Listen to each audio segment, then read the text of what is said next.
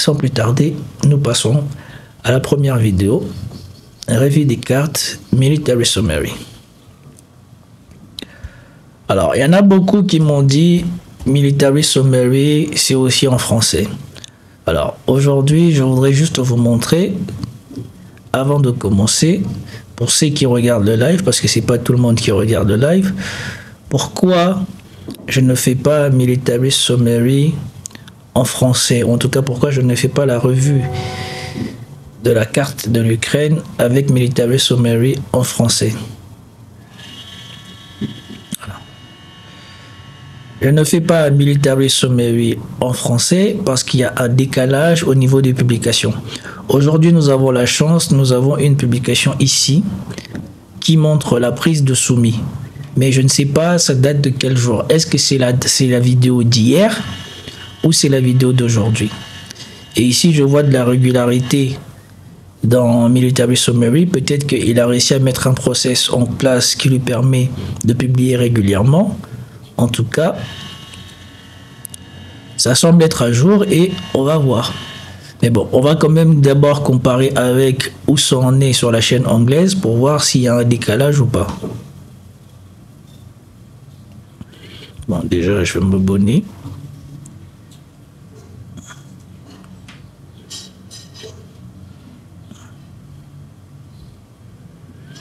Alors, vous voyez ici,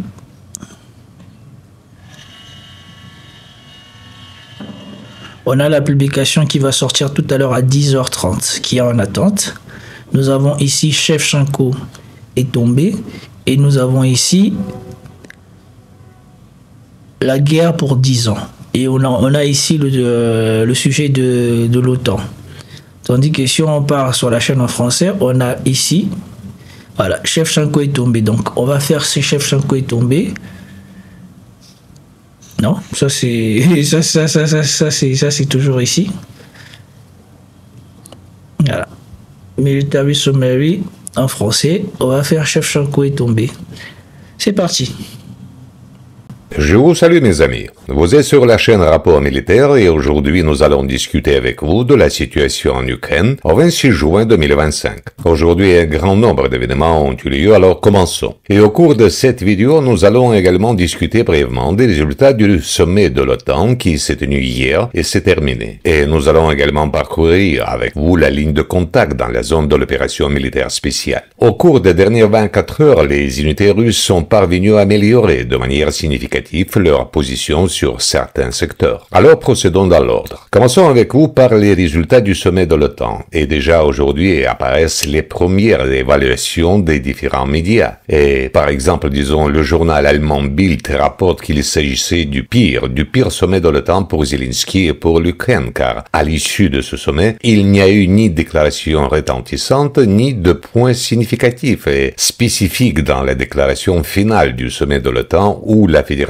de Russie aurait été accusée de quoi que ce soit, d'une manière ou d'une autre. Et surtout, il s'agissait de l'un des rares sommets de l'OTAN au cours desquels l'Ukraine n'a rien reçu, pas un sou, disons-le ainsi, en termes financiers. L'Ukraine n'a reçu ni armement ni l'annonce de nos paquets d'aide militaire, ce qui constitue en réalité un signal très sérieux pour Zelensky. Cependant, de notre côté, le secrétaire général de l'OTAN, Rutte, a déclaré aujourd'hui qu'en général, l'OTAN est prête à soutenir et à fournir à l'Ukraine tout ce qui est nécessaire pour la prochaine décennie. Autrement dit, pour encore 10 ans, l'OTAN comprend clairement qu'elle sera en mesure de soutenir l'Ukraine, peut-être à son niveau actuel. Personne ne dit que ce soutien sera suffisant, par exemple, pour restaurer les territoires jusqu'aux frontières de 1991, mais pour mener les combats actuels, bien entendu, l'OTAN est capable de le faire. Aujourd'hui également, des informations parviennent selon lesquelles, de notre côté, Zelensky a eu un entretien avec Trump et selon un court extrait de la conversation, Zelensky indique qu'il souhaite trouver des voies vers la paix. Donc, d'un côté, nous voyons que l'Ukraine et l'OTAN sont prêtes à se battre pendant des décennies, mais de notre côté, Zelensky comprend clairement que personne ne sait ce qu'il restera de l'Ukraine au cours des prochaines décennies si la guerre se poursuit vraiment. C'est pourquoi, de notre côté, il cherche tout de même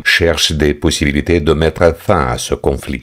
Alors passons maintenant avec vous à la ligne de contact. Et ce qui est le plus intéressant, c'est qu'en même temps que la fin du sommet de l'OTAN, s'est également achevée une certaine opération de contre-offensive des forces armées ukrainiennes dont nous avons parlé au cours des derniers jours. Et ce qui est le plus intéressant, c'est qu'aujourd'hui Syrskyi a déclaré que cette contre-offensive s'était achevée avec un certain succès pour l'Ukraine et que les parties ukrainiennes, à la suite de la contre-offensive dans la région de Sumy, avaient complètement stabilisé les lignes de front. Voilà donc la brève déclaration que Syrskyi a faite aujourd'hui. Mais si l'on parle de la situation sur le terrain, on peut en quelque sorte ne pas tout à fait être d'accord avec les propos de Syrskyi. Commençons par le fait qu'il y a des ajustements sur la ligne de front, ainsi que des commentaires très intéressants de certaines personnes qui déclarent être en contact avec les soldats qui mènent actuellement l'offensive sur ce secteur du côté de l'armée russe. Alors procédons dans l'ordre. Je vous rappelle encore une fois que dans le cadre de la contre-offensive ukrainienne dans la région de Sumy, les forces armées ukrainiennes ont réussi à établir un contrôle partiel sur la localité d'Andreïvka. Et dans l'ensemble, cette petite avancée semble être prise comme base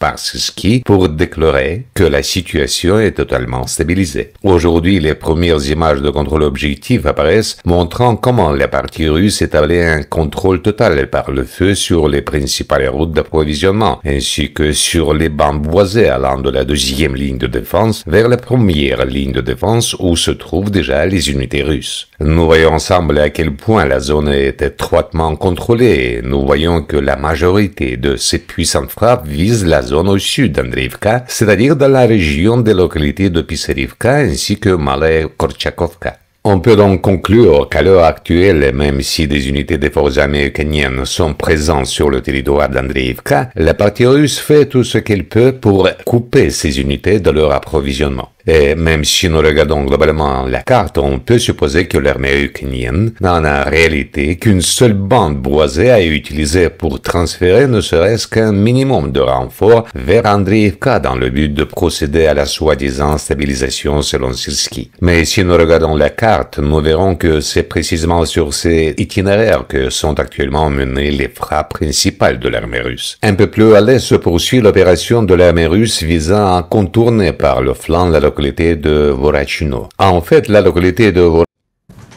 Donc, franchement, les réseaux sociaux, les réseaux sociaux sont venus tuer les gouvernements. Ils sont venus tuer la parole officielle.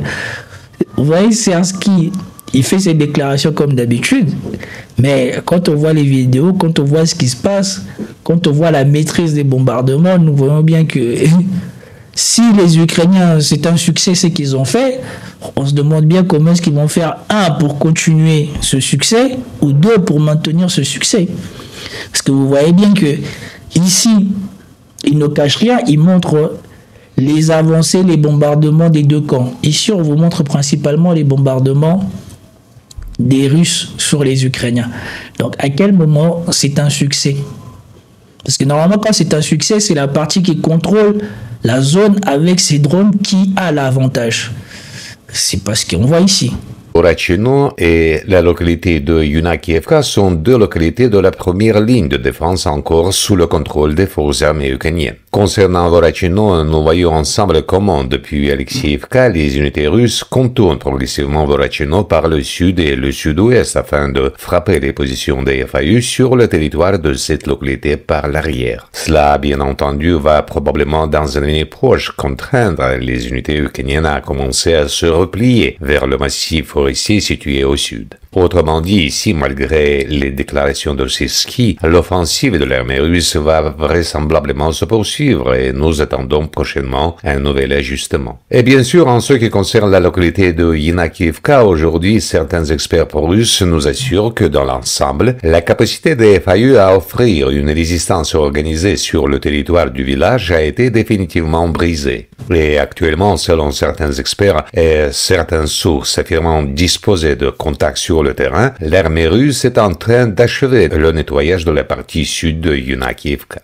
Je vous rappelle qu'il y a tout juste quelques jours, ou plus exactement hier, une vidéo a été publiée sur ces images. Nous avons vu ensemble comment la partie ukrainienne faisait sauter le principal pont central, très important, situé sur le territoire de la localité de Yunakievka, en son centre. Et déjà à ce moment moment-là, nous avions discuté ensemble du fait qu'il semblait évident que le processus de retrait avait commencé et qu'actuellement l'armée ukrainienne se concentre sur la destruction de la logistique afin d'empêcher que le contrôle de ce point ne tombe entre les mains de la Fédération de Russie. C'est pourquoi hier, les ponts ont été détruits. Aujourd'hui, des informations arrivent sur l'achèvement du nettoyage de la partie sud. Autrement dit, Voilà, ils sont en déroute, ils commencent à détruire leurs propres ponts pour assurer leur fuite. Ah, c'est compliqué. tout est en principe logique. En principe, les événements évoluent de manière cohérente. Ensuite, nous dirigeons avec vous vers le secteur de Kharkov du front et aujourd'hui nous parviennent des images très intéressantes, des informations en provenance de la partie nord-est de la place de Kharkov du secteur de Voltchansk.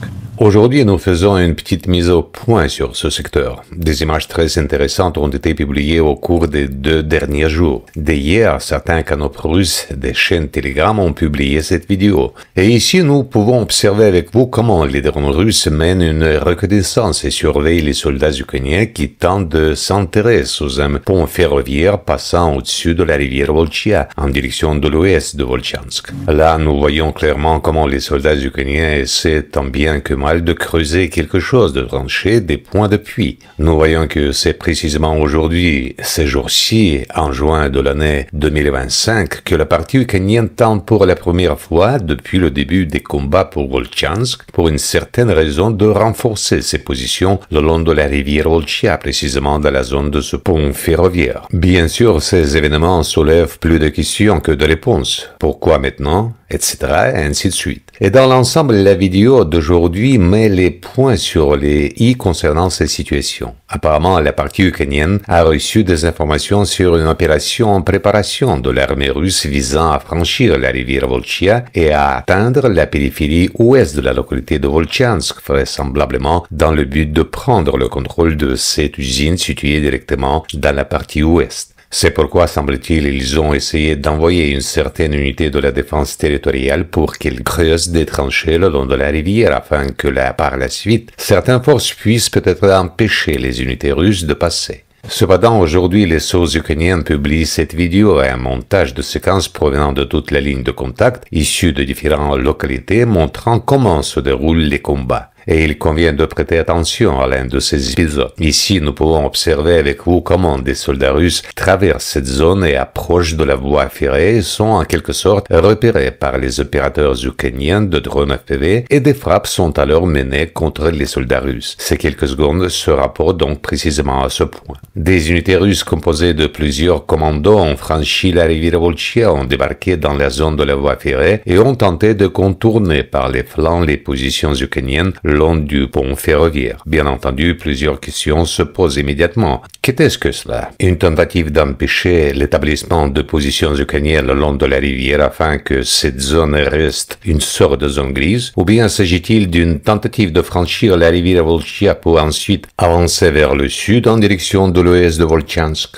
Au cours des dernières heures, nous avons reçu aucune autre information de cette direction, donc nous attendons de voir ce qui va se passer ensuite. Il est possible que dans un avenir proche, dans les prochains jours, nous recevions les premières images de contrôle objectif, disons en provenance de la partie ouest de Voltchansk, de la zone de ce complexe industriel. Et si cette information se confirme, alors on pourra dire avec certitude que l'armée russe est passée, disons, à la phase finale des combats pour Voltchansk, dont l'objectif serait le nettoyage complet de toute la localité et peut-être une avancée ultérieure vers le sud en direction de la localité de Volchia et plus au sud encore vers le réservoir de Pechenek. En d'autres termes, nous suivons cette direction et garderons en mémoire cette petite opération de la Fédération de Russie. Ensuite, nous dirigeons avec vous vers le secteur sud de Kupiansk ou bien vers le secteur de Liman du front. Aujourd'hui, de plus en plus de cartographes confirment que oui, la partie ukrainienne a réussi à se regrouper dans la zone de la localité de Karpovka, disons, au début de la rivière Nitrius et à contre-attaquer les positions des unités russes dans la partie ouest de Redkodub. Et à la suite de cette contre-attaque, la partie ukrainienne a réussi à s'y introduire et à s'y établir, ou bien le processus d'établissement est en cours. Je vous rappelle que ces derniers jours, l'armée russe avançait progressivement vers la localité de Glushenkovo ainsi que vers la localité de Novimir, mais apparemment, en raison de la contre-attaque en direction de l'ouest de Redkoudoub, la partie russe va devoir différer quelque peu ses plans d'avancer vers la localité de Borovaya. Des actions seront à nouveau menées pour stabiliser la situation et à repousser les unités ukrainiennes. Et dans l'ensemble, nous voyons avec vous que malgré les succès que nous avons observés sur ce secteur en avril-mai, aujourd'hui, nous ne voyons pratiquement aucun mouvement du côté des unités russes. Il y a là deux petits ajustements. Et voici que la carte est de nouveau ajustée aujourd'hui par certains experts russes et selon ces ajustements, la partie russe continue de contourner par le nord et le nord-ouest la localité de Kolodiezi et il est possible que dans un avenir proche, la localité soit coupée de son approvisionnement par le sud et peut-être qu'un nouveau mouvement et des ajustements commenceront ici. Mais dans l'ensemble, ce ne sont pas les rythmes défensifs que nous pouvions observer il y a quelques mois. Ensuite, nous nous dirigeons avec vous vers le secteur de Konstantinovka, et ici, les principales actions se déroulent sur le territoire de la localité de Tchassoviar, ainsi que le long du canal Seversky Donetsk-Donbass. En ce qui concerne Tchassoviar même, aujourd'hui apparaissent des images de contrôle objectif qui confirment pratiquement le nettoyage complet de la localité de Tchassoviar, pour être plus précis, de son micro-district distinct appelé Shevchenko. Autrement dit, les combats sur ce secteur du front touchent à leur fin. Aujourd'hui, encore 1 à 1,5% du territoire de Tchassoviar sont passés sous le contrôle de l'armée russe et nous voyons avec vous qu'il ne reste peut-être déjà que quelques jours avant le nettoyage complet de cette localité. Et il ne s'agit même plus de parler en mois, il ne reste littéralement que 40% du territoire de Shevchenko et encore quelques micro-districts au sud-ouest, il s'agit de Yuzhny, Zemlyanki et Atelier numéro 2. Mais si l'on regarde et compare les cartes de différents cartographes, certains de ces micro-districts sont déjà au moins partiellement coloriés en faveur des forces armées de la Fédération de Russie, pour l'instant sans géoréférencement. Des informations sur une progression des unités russes le long du canal arrivent également. Aujourd'hui, certains cartographes apportent les corrections correspondantes, pour l'instant uniquement d'après les sources présentes directement dans l'épicentre de ces combats. Ce qui est intéressant sur le secteur de Konstantinovka, c'est qu'il faut prêter attention aux combats qui se poursuivent pour la rivière Krivoï-Torets, ainsi que pour la voie ferrée entre Novgorodskoye et la localité de Konstantinovka. Aujourd'hui, l'armée russe a réussi à progresser encore légèrement vers la route 0516, pour être plus précis vers ce méga-point d'appui. Ce méga-point d'appui situé le long de la route. Aujourd'hui, il existe des images de contrôle objectif montrant comment les unités ukrainiennes attaquent à l'aide de drones les saboteurs et commandeurs russes qui tentent de percer cette défense et d'avancer vers ce point d'appui. Et apparemment, à ce stade, selon cette vidéo, la partie ukrainienne est parvenue à repousser une nouvelle tentative d'assaut. Mais dans l'ensemble, ici, la tendance est claire. L'armée russe cherche à tout prix à prendre le contrôle de ces points d'appui. En cas de succès de cette opération offensive, nous pourrons déjà constater avec vous la formation complète d'une poche pour les formations ukrainiennes situées le long de la rivière Krivoï-Torets et de la voie ferrée Novgorodskoye-Konstantinovka. Ce sont les localités de Novospasskaye, Shrebinovka, Katerinovka et Klebambik. Quant à la partie sud du réservoir de Klebambik, aucun progrès n'a été observé au cours des dernières 24 heures. La seule chose à noter, c'est un nouvel épisode de l'activité des drones russes FPV le long de la route 120. Autrement dit, c'est en fait une preuve que du moins le couvercle occidental au nord-ouest du chaudron de Klebambik est complètement fermé. Des drones russes opèrent ici, des frappes sont effectuées sur la route, les véhicules ne peuvent désormais pratiquement plus y accéder. D'ailleurs, les ressources ukrainiennes se plaignent du fait que actuellement la situation sur la ligne de front est telle que bien souvent les unités ukrainiennes doivent parcourir à pied les 5 derniers kilomètres presque partout. C'est-à-dire que désormais les véhicules n'atteignent pratiquement plus la ligne de contact. Les 5 kilomètres doivent toujours être franchis à pied et à nouveau sous les tirs de l'artillerie et des drones FPV. Ici, ça, c'est quelque chose qu'on ne savait pas. Mais on ne sait pas qu'est-ce qui fait que l'armée ukrainienne doit parcourir les 5 derniers mètres du front, enfin les 5 derniers kilomètres du front à pied. Je ne sais pas si c'est pour éviter de se faire bombarder ou quoi que ce soit, mais ça c'est une information que l'on ne savait pas. Et concrètement, je ne sais pas s'il y aura quelque chose de nouveau ou d'intéressant, mais ce qu'on constate, c'est que il n'y a pas un endroit dans le front, sur le front où il y a une inversion de la dynamique, c'est soit les Russes ralentissent, soit les Russes avancent. Mais concrètement, les choses que nous voyons comme on voyait ou on attendait dans les plateaux télé il y a 2 ans, oui, ils ont pris ça, il n'y a plus ça pour les Ukrainiens. On aurait dit que les Ukrainiens sont en train d'essayer de gagner du temps ou de perdre le moins possible ce qu'ils ont. La situation est similaire. À une distance d'environ, disons, 3 à 2,5 km, les véhicules sont détruits par les drones russes.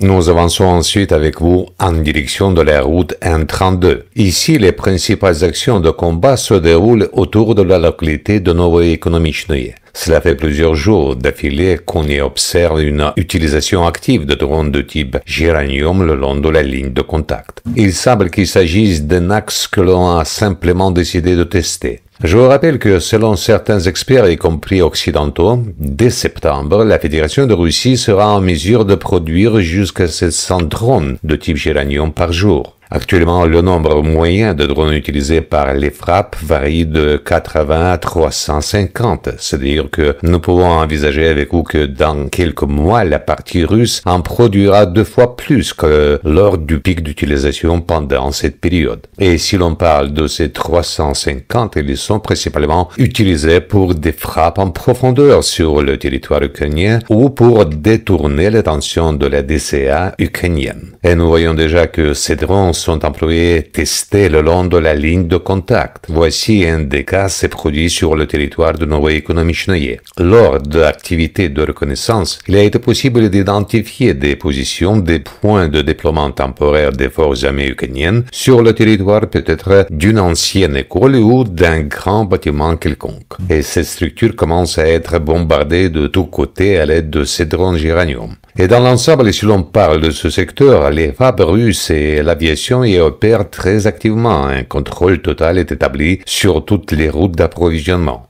Et l'on a l'impression que peu à peu, l'infrastructure que les unités russes utiliseront pour l'assaut sur Novoe-Ekonomichnoye est en train d'être entièrement préparée. Voici des images intéressantes provenant de la localité elle-même, localité clé de cet axe. Et ici, nous pouvons observer avec vous que le long de la route principale, des drones de la Fédération de Russie équipés de fibres optiques survolent déjà la zone et détruisent tout véhicule tentant de passer peut-être le long de la route N32 en direction de la ligne de contact. Autrement dit, tout est déjà prêt ici pour le début de l'assaut. Apparemment, on tentera d'abord d'épuiser l'armée ukrainienne par des frappes de drones et lorsque plus rien ne sera envoyé ici parce qu'ils auront compris l'inutilité de ces envois, alors, selon toute vraisemblance, les actions d'assaut commenceront. Et voilà ce qui vient confirmer les doutes que j'avais sur les déclarations de Trump et de Marco Rubio.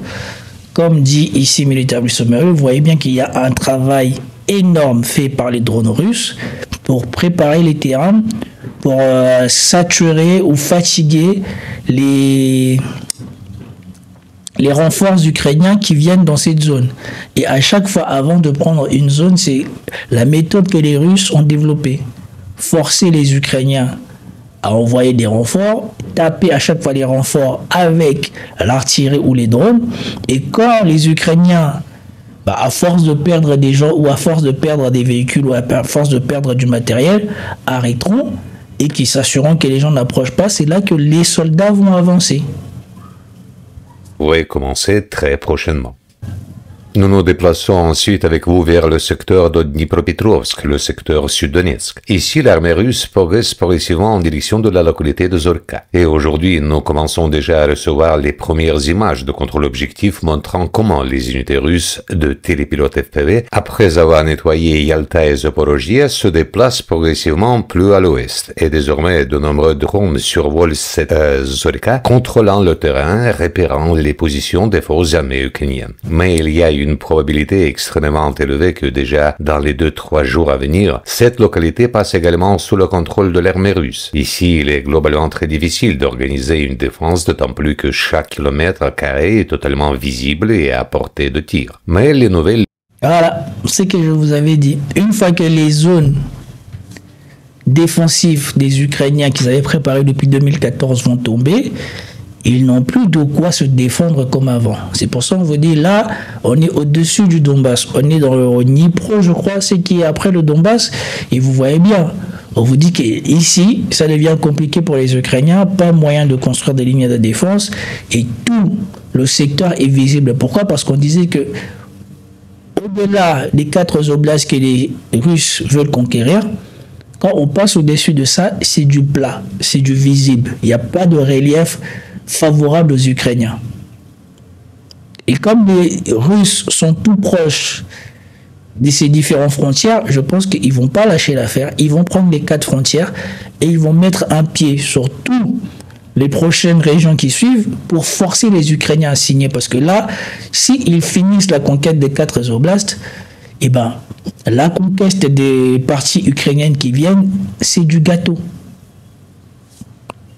Les plus importantes et les plus intéressantes aujourd'hui viennent directement du secteur de Zaporizhzhia et du secteur de Gouliaï-Polé. Aujourd'hui, les unités russes ont réussi à nettoyer définitivement la localité de Shevchenko. Voici les images publiées aujourd'hui par la partie russe. Selon la tradition, elles montrent d'abord des épisodes de la manière dont s'est déroulé le nettoyage, la préparation d'artillerie, les combats pour ce village. Et selon la tradition, dans les dernières secondes de cette vidéo, assez longue de 4 minutes, nous voyons avec vous de nombreuses images de contrôle objectif montrant comment les soldats russes se trouvent dans différents parties de cette localité ainsi que hissent des drapeaux dans plusieurs zones de la localité de Shevchenko. Au total, 3 drapeaux ont été hissés au cours de cette vidéo. Ils ont été installés dans les parties ouest, centrale et nord du village. Et sur la base de ces images, la localité est totalement colorée en faveur de la Fédération de Russie. Hier encore, nous avons discuté ensemble du fait que selon certains cartographes, y compris des cartographes ukrainiens de l'équipe Deep State, Shevchenko était déjà coloré à au moins 90% en faveur de l'armée russe. Aujourd'hui, tous ces coloriages, y compris ceux des cartographes ukrainiens, trouvent leur confirmation dans les géolocalisations. De plus, certains cartographes étendent encore ce coloriage vers l'ouest, y compris des cartographes ukrainiens de l'équipe Deep State. Plusieurs bandes forestières et plusieurs points de puits ont été coloriés plus à l'ouest. Nous voyons aussi avec vous qu'il y a un certain progrès au sud de la localité de Volno-et-Polé. Ici, l'avancée se fait en direction des localités de Kamyshevaka et Novoyegorovka. Autrement dit, dans l'ensemble compte tenu de tous ces ajustements ainsi que des zones qui ont été coloriées en faveur de l'armée russe, on peut supposer qu'ici la ligne de défense a peut-être été rompue. À présent, l'armée russe devrait attaquer en direction nord-ouest vers Velika Mikhailovka à un rythme plus soutenu. Les combats se poursuivent autour de la localité de Gouliaï-Polé et aujourd'hui certains cartographes colorient approximativement à 50% de la localité de Malinovka en faveur de la Russie. Il est possible que dans un avenir proche des drapeaux russes commencent à apparaître sur cette localité également. Il est possible que dans un avenir proche le ministère de la Défense confirme cette information.